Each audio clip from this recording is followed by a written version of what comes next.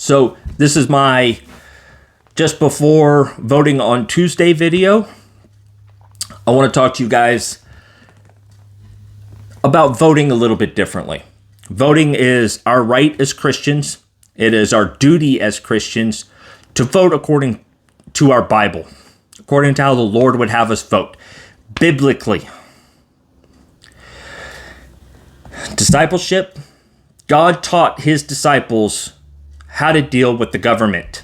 Romans, he taught him how to deal with the Sadducees and the Pharisees and the Sanhedrin. He taught them how to do that.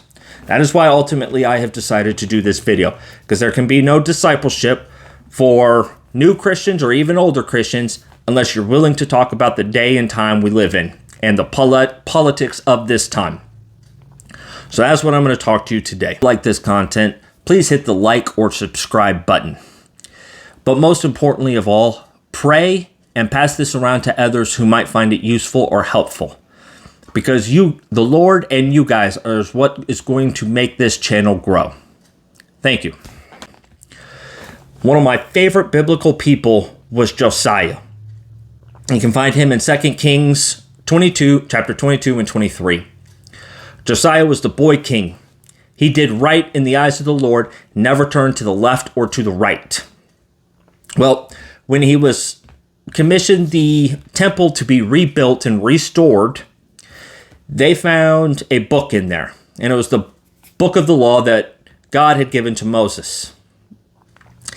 When he had it read to him, he rendered his clothes off and bowed down and asked them to find out if this was true.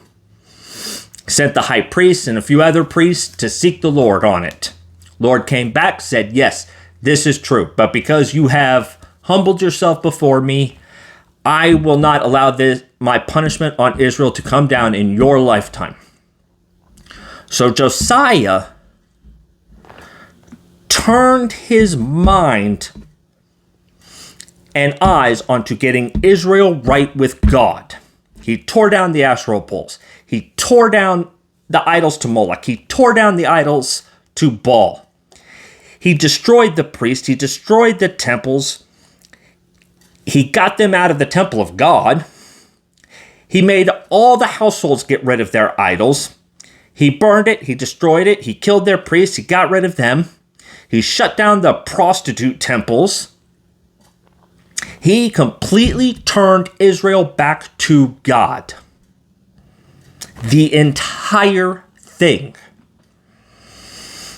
After Israel had already turned its back onto God.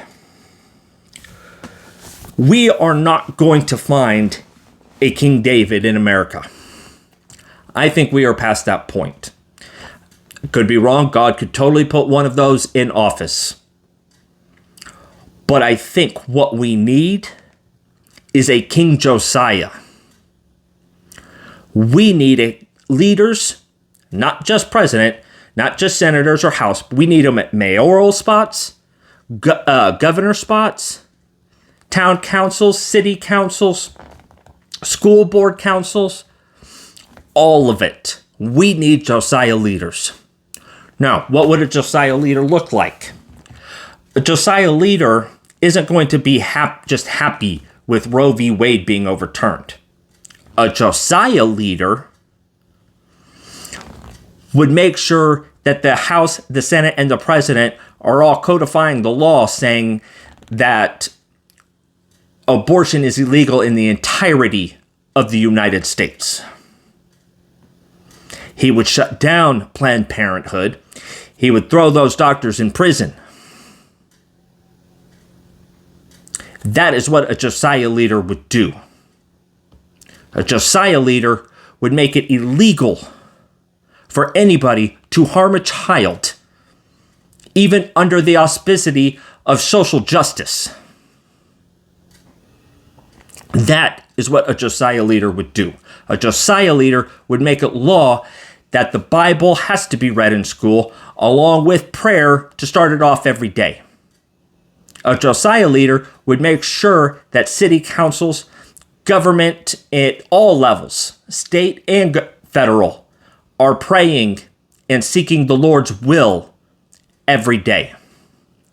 A Josiah leader would declare their province, their state, their county, their city, their government, that it is for the Lord, and that city, state, government, federal presidency serves the Lord.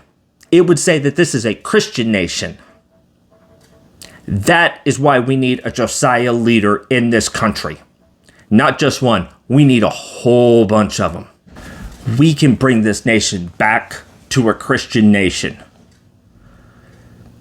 But we got to have the right leaders. Josiah-type leaders in place to do it.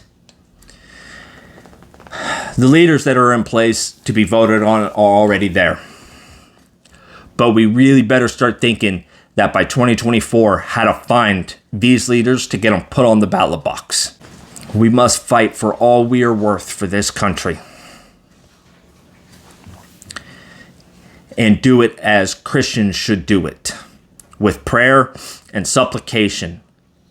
And with the ballot box. Do not forget to vote this Tuesday. And don't ever forget to vote in future elections. Know who and what you are voting for. I love you guys. And I'll see you next time on A Deeper Christian Experience. Bye.